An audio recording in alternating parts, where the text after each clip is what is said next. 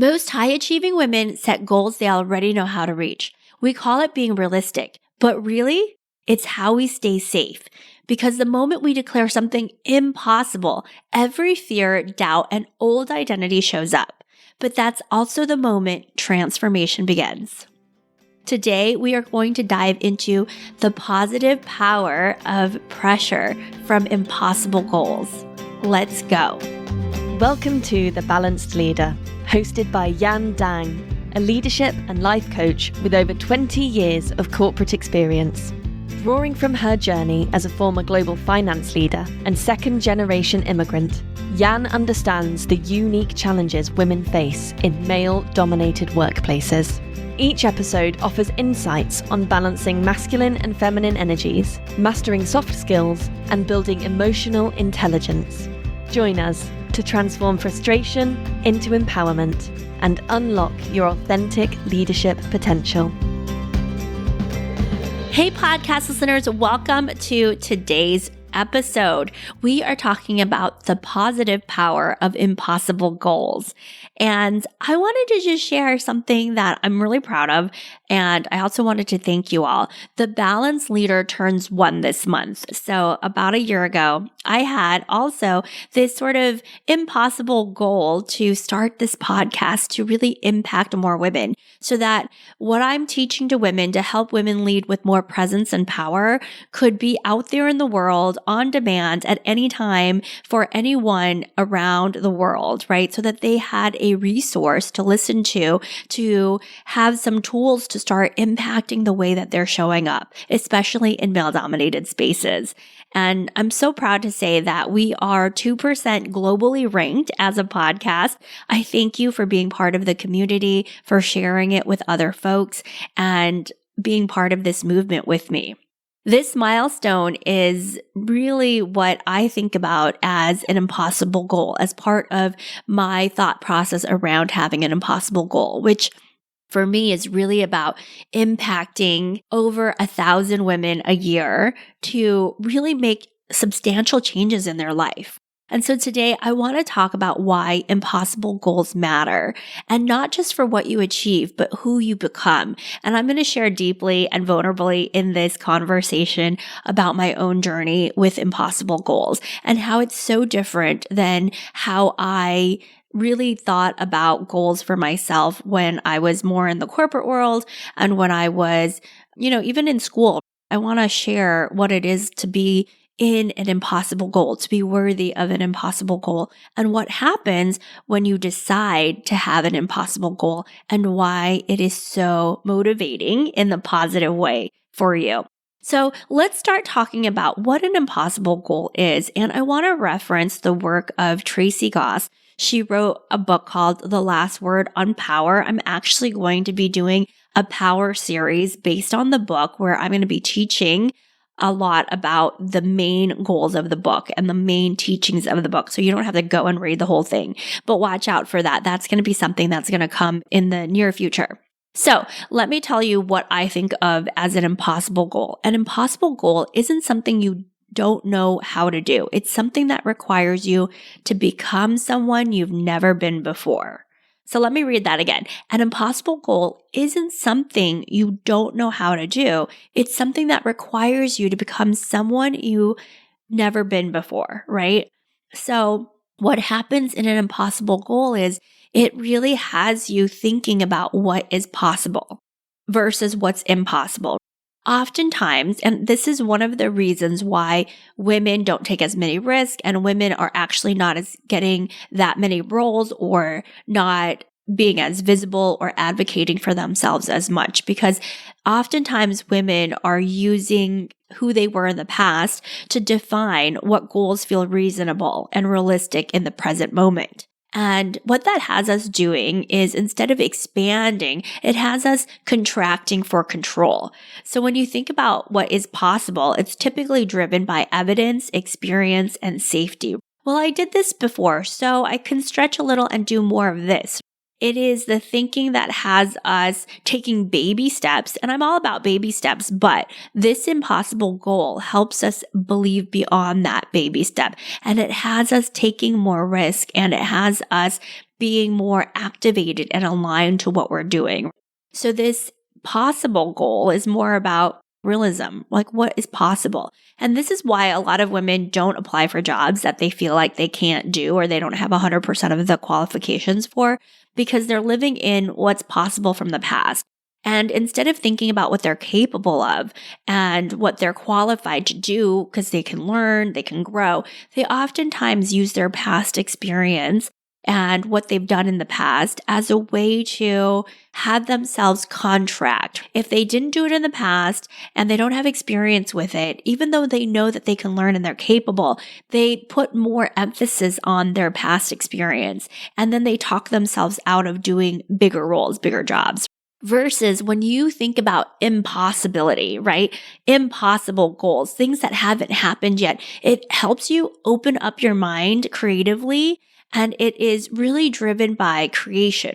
What is it that you're aligned to? What are you engaged in? It's more about an identity shift, and it's future-based thinking. It's allowing your future self to lead you in the current moment versus allowing your past self to lead you in the current moment. Because if you allowed your past self, like even for me as an entrepreneur, if I allowed my past self to be programming me now or informing me now, I would just be thinking about the corporate world and what I was able to achieve in the construct of the corporate world. Whereas I am an entrepreneur, right? And my future is to be an entrepreneur. And the games are totally different. The rules are totally different. The landscape is expansive. And if I allow myself to be led by my future version of myself, then there's just more space. There is more fear that comes up for me, of course, having an open canvas, but there is more space for me to create and to shift into a next level identity. I want to share with you, last year, at the end of last year, I read this book, again, The Last Word on Power, and it's about executive reinvention. And it's about how you look at yourself and where you've been and where you want to go. It's for people who have been highly successful where they are, but they want that next level goal that's going to up level them, that is really about their identity. It's about their legacy. It's about what's next for them. And oftentimes, if you've been really successful, you don't want to break that pattern, right? Or you don't want to break the rules of what created that success. But in order to reinvent yourself, part of this is to let go of whatever winning strategy you had. So again, in the corporate world, I played it safe. I was oftentimes not taking as many risks. I took a risk from a corporate standpoint, but from an entrepreneurial standpoint, the game is very different. I am investing my own capital. I am deciding, making a lot of choices, not from, evidence from the past, but really from like what I believe is possible and what I believe is needed from the women that I coach. So my example, as I really thought about this impossible goal for myself at the end of last year, I really thought what I would love to do and be able to do, and really is a goal that's worthy of my time and energy and that I'm activated and connected to it, was to serve 1,000 women a year, to make an impact to 1,000 women a year through my coaching, through my speaking. That was my mission. And I thought, well, if this is my mission, it totally informs the way that I show up in the world and my thought leadership and how big and bold I am in the world. So my personal example of this, obviously I was a little scared. I'm like, okay, what is this going to look like? But the things that I decided to do this year and what I want to share with you that I'm very excited about was to really expand my thought leadership. So I became a contributor for Forbes. I was invited to write for them, and I said yes to that. And I had also decided earlier this year that I wanted to do a TED Talk. After seeing some of my friends and colleagues do it, I said, this is a way for me to serve over 1,000 women and to have my message go out there about reclaiming anger. Now, if you've listened to some of my podcast episodes before, you know that I feel strongly about emotions, especially anger, and women who are grounded and connected to their anger are the ones that are thriving in this male-dominated spaces. And so I started that, and I'll tell you, it was a process. I wrote the talk, I applied, I got rejected, I applied, I changed up my talk a little bit. I kept massaging it. And I needed to bounce back. And a lot of what helped me bounce back was this idea, this goal of impacting 1,000 women. I was like, I can't just stop here. I can't just give up. I have this amazing talk that I want to share with the world. And what happened was, when you have this desire and you're reaching out to people, a woman who's coordinating and launching this TEDx Union Women Talk in New Jersey actually reached out to me after, I had reached out to her and other people, letting them know I have this bold talk to share. And she wanted to know more about the talk. And I am so excited to share that I'm going to be doing a TED Talk November 5th. So very shortly after recording this, a week from now, I'm going to be on a stage doing a talk about reclaiming anger. And again, it is because I have this impossible goal, this mission. It helps to activate me. And even though, people are like, aren't you scared to be on the stage? Aren't you scared about, all these things in your life? You've got such a big life. I have 2 little kids. I have a husband with a demanding job. And I'm like, yeah, there's a lot of things, but I'm grounded. I'm deeply grounded in the mission that I want to be delivering. I'm deeply grounded in making it work. I'm deeply committed to it. And when you're committed to something deeply, right, you figure it out. You do what you need to shift things. You let go of mom guilt if that's in your way. You let go of, judging yourself. You let go of a lot of things to move that mission forward. And so that's where I'm at, this is where I'm at with my talk. And so I share this with you because I want you to be thinking about this and the power of this, right? Because there is real emotional science behind this. The way that I talk about positive pressure is totally the opposite of negative pressure, but let me define what it is versus what it isn't, right? So first, what is it? Positive pressure isn't hustle. It's the energy that comes when you're deeply connected to your legacy and willing to act before you feel ready. Do I feel ready to do X, Y, and Z? Not always, right? But I'm willing to act. I'm willing to do the thing, and I'm willing to allow those emotions to come up because this is part of that transformation process. When you go and do something new, you're going to have feelings. You're going to have lots more feelings, and you get to decide how to act even with those feelings and with those feelings as part of the process, right? So let me tell you the difference between positive pressure and pressure that isn't aligned with you, pressure that's coming from external and you trying to run after that external validation. Endless action with no connection to yourself gets you to burnout. I talk to a lot of women and they come to me, they feel so disconnected from themselves. They feel like they're full of tasks and logistics and they feel like they are losing control and they feel like, why did I do certain things? Because when we don't have a goal that we're working towards, other people's agenda becomes our agenda. We just create space to get stuff done and we say this is what needs to happen. This is why a lot of corporate people find themselves in burnout because a corporate environment is relentless. It will ask of you, it will ask of you, it will ask of you. That's its job, right? And a job of a leader oftentimes is to push anxiety downwards so that work gets done. And when I'm saying anxiety, I actually mean like deliverables and like problems, right? It needs to get done. And you can do it in a way that is intentional, aligned with yourself, connected to yourself. And this is where people are like, I love to work hard and play hard, but that play is really that connection to yourself, right? This is the opposite of burnout. Burnout is when you're so disconnected from yourself, you're just doing, and you become this doing person and you are not balanced. You're not connected to that deeper yearning inside. You're not connected to why does this matter for you personally. And so the contrast is intentional, imperfect action with deep connection. And this is what transformation is. Your ability to keep going, moving forward, but really with that mission and that purpose in mind, that deep connection with yourself. And the reason why positive pressure sharpens focus and resiliency is when you're deeply connected to that thing, you bounce back faster. You stop overthinking and you start reiterating. You start trying out new things. You don't make the thing that you wanted and you didn't get something bad about yourself. You're less likely to internalize it because you've got this mission, this moving forward, and you're just more seeing this as almost like a playground for you to learn and bounce back and still stay committed and connected to yourself and your vision. You move through discomfort with purpose instead of panic. This is how grounded leaders operate, not from urgency, but from alignment. They use pressure as presence. They allow that pressure to hit them in a way that wakes them up, has them connected to themselves, not like beating themselves up.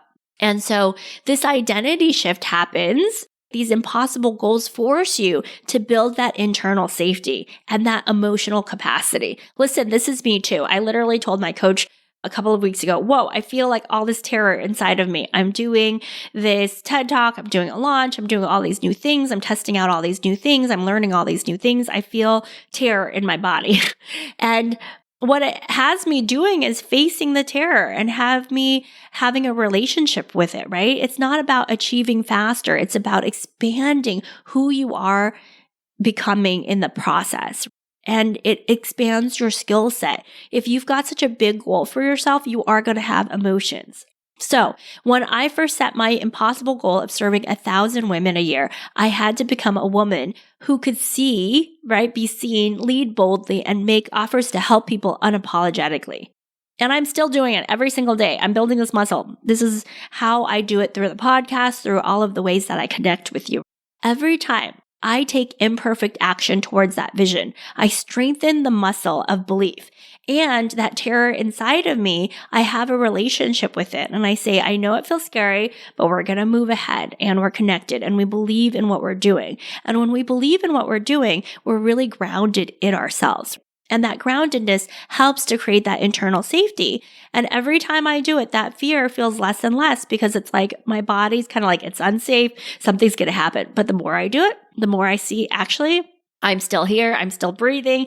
I had lots of emotions. Maybe I had a headache here or there, but I'm okay. I am able to build that emotional capacity and that internal safety for myself because I'm grounded in this impossible goal for me. So grounded ambition isn't about speed. It's about alignment, acting from your future self, not your fear. And I want to share a client example because I've been working with this client for about 6 months now. And what she realized was she wasn't actually that activated or engaged in her work. She was like headed for burnout. She was like, I need to find a new job. And really what she was doing was running away from the pressure because she didn't have a strong goal for herself. She wasn't connected to the work she was doing, and she didn't have this impossible goal that she cared deeply about. And here's the thing, when you have an impossible goal that you care deeply about, it actually doesn't matter if you achieve the goal or not. I know it sounds super weird because we're in this like very masculine society that we're like, achieve that goal, get that thing, do that, get that gold medal. But the reality is the gift of an impossible goal is who you become in the process. And who you become in the process, no one can take that away from you. It's not like to be measured or judged or anything. It is for you to have that impossible goal, that you're moving towards that you feel like you're somebody worthy of holding that impossible goal and so deeply connected to it that you keep moving forward no matter what. I want to take a moment to invite you to something that will change the way you show up forever. If you've ever felt like your voice isn't landing or your presence isn't being felt, especially in spaces dominated by men, you're invited to How to Be Heard in a Room Full of Men, a 2-day interactive leadership lab designed for women just like you.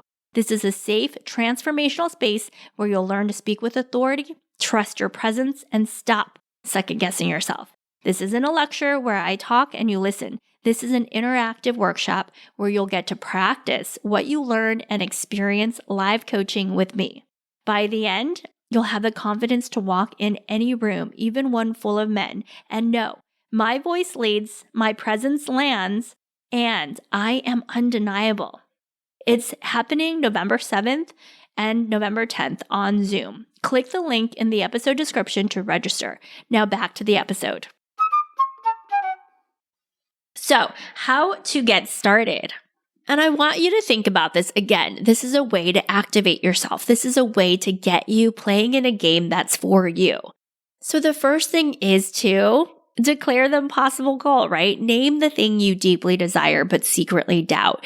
And listen, you can change this. You can play with this. And it can be external to you, but it can also be internal to you. So let me give you some examples. You want to name the thing you deeply desire but secretly doubt. Don't choose something that feels logical. If you're doing that, then you are, again, using your past self to inform your current and future self. We want you to choose something that feels electric. We want you to choose something that, has you deeply connected, but also scared. Like if you're not scared of this goal, then it's not big enough. That's probably what you've heard before. So ask yourself, who would I have to become to make this inevitable, right? Because that is the process here. That is the play here. Impossible goals aren't just about your career leaps. They're also about cultural shifts, things that you deeply care about. But sometimes, I know a lot of women, they care about these cultural shifts, but they don't really know how to do it in real time, right? How to be connected to it. So this is, again, why the impossible goal is important, right? It's about becoming the woman who changes how leadership feels for everyone who comes after her. Maybe your impossible goal is becoming an industry leader who redefines what power looks like, especially in your male-dominated space. Right? I have a lot of clients, they're in manufacturing and construction, and a lot of these spaces need their leadership. And I'm not just going to say it's like the feminine leadership. It's the feminine plus the masculine leadership, the synergy of both, and they need it, right? I just talked to somebody this week who was like, I know I'm making an impact and people know it too, but I feel like it's like not that important, but people say it's important, right? She actually planned a meeting. And the meeting was in a really beautiful space and she created vision around it and she created a vibe of collaboration and it got the job done even quicker. And people felt like they were part of something, right? Not just a bunch of vendors coming together to do something, right? They felt like they were being onboarded in a way that, had them feeling open and wanting to be there. And it was in a beautiful space. And these are all things that I think oftentimes people discount in our society, especially in our very masculine society. Like this feminine energy, this vision holding, this really curating spaces for collaboration. This is powerful stuff. But if you don't see it as powerful, you will also discount it, right? And you may not actually see how powerful your power is when you discount it because you are judging it in some way. So part of this is shifting the culture in your organization, but also shifting your views and values within yourself so that you're starting to amplify and see the things that you are capable of doing. So one of these things, it could even be that your impossible goal is to shift cultures, but you're going to allow yourself to do it in so many different ways. And it might be amplifying other women's voices, but it starts with your own voice. Like, how can I step into that more and more and model that for other people? It could also be something internal. Finally, trusting yourself enough to lead without apology, trusting your gut, knowing, hey, I'm going to lead in more and more of this way. Whatever it is, your impossible goal isn't supposed to make sense to other people. It's really about making sense to yourself, and it's supposed to make you new, make your identity about yourself and how you show up in the world different. And this creates positive pressure because you are anchored into it. And once you have your goal, it's really important to create that positive pressure by sharing it with people. Set one public commitment or accountability anchor that helps you connect. Letting people know I have a vision of being a thought leader in this industry so that I can transform culture and employee engagement in construction or manufacturing. I want you to ground it in something that matters to you. And you want to share it with a mentor, your partner. You want to post it on a milestone. You want to start a habit that symbolizes the future for yourself. Like for me, right? It was like, oh, this podcast is a way to expand my voice to 1,000 women. The TED Talk is that way too. These become part of that. And for me, when I came up with my impossible goal, I started sharing it with my coaching group. I shared it with my family, and it helped me to get clear with myself. Now, once you have your goal and you share it, create that positive pressure, the third thing is to act imperfectly, but consistently. This is the power of having an impossible goal. It has you taking one aligned action, imperfect action every week, not to prove, but to learn. And for you to celebrate that progress over perfection, this is where that positive pressure comes into play. Like I actually told myself this week something like, whatever happens, I get to choose to be proud of myself and I get to choose to learn from this experience. There's a lot of things on my plate. I don't know how they're going to turn out, but the goal, my impossible goal, helps me stay anchored and grounded in myself. And it helps me know that I can handle whatever's going to happen on the other side of this. And I'm in this for the long run. I think the impossible goal also helps you commit to something for the long run so that even if something doesn't work, even if you have a failed launch, even if you have things that hit you off, you didn't get that role that's going to really help you to be that cultural change agent in the company, you find another way. It's not to say that you don't validate your emotions, but you don't stay in the drama or you don't indulge in the drama of it or the story of it. You feel your pain, you feel your emotion, and you keep moving because that impossible goal is calling you. It is anchoring you. It is having you bounce back quicker. And every step you take reconditions your nervous system for more growth, not fear. You're really learning how to create that internal safety, that emotional capacity. Like, I can handle this. Let's go. My goal is still there. It's waiting for me. And it's me changing myself to be holding that goal. It's you building those muscles internally so that you are stronger and stronger. And then that goal becomes less and less impossible as you work towards it. And of course, it's so important to celebrate the mistakes, to celebrate the risks, to celebrate the gains. This celebration helps, right? Again, rewiring yourself to say, I am worthy of an impossible goal. I can make this happen. And I'll share with you when I got the call and I was asked to do this TED Talk, I actually allowed it to hit me. And I was like, wow.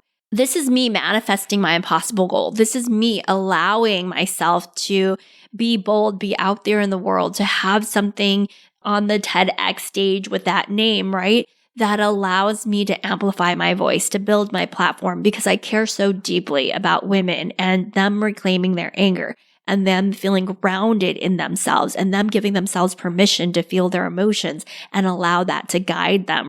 And so I want to share with you, celebration is really important and gratefulness is really important. And I don't know if you believe in God or the universe, but I totally believe that when you put something out there, your energy, your flow, things happen.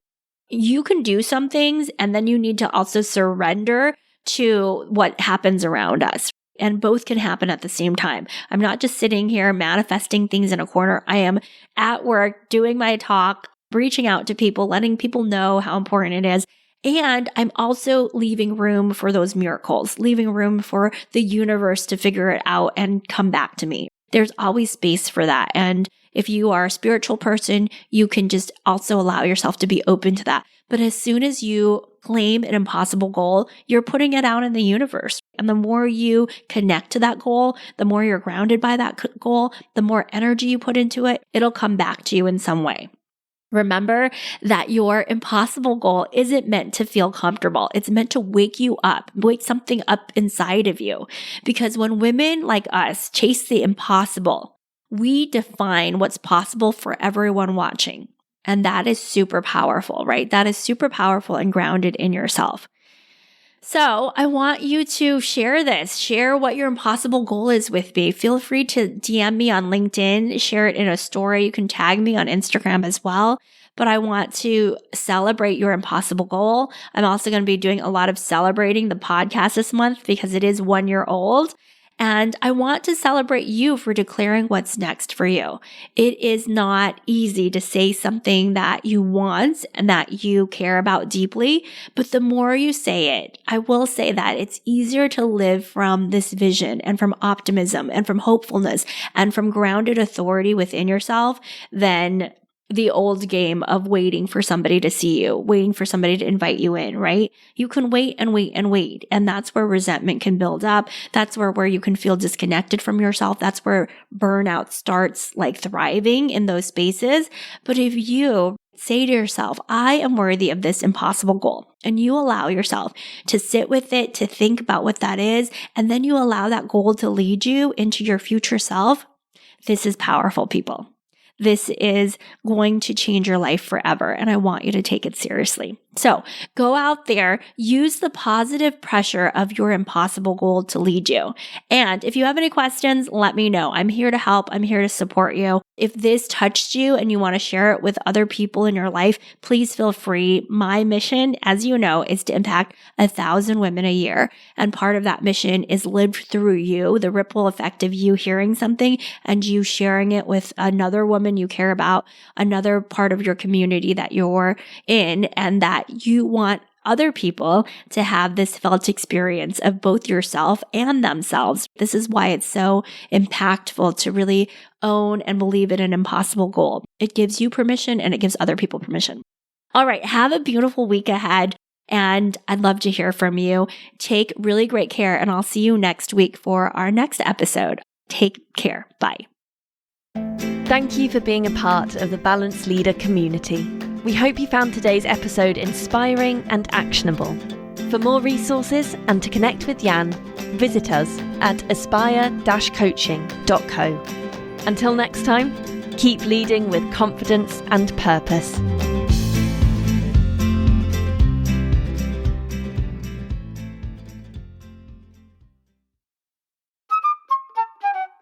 Hey, before you go, I want to remind you that How to Be Heard in a Room Full of Men is happening November 7th and November 10th.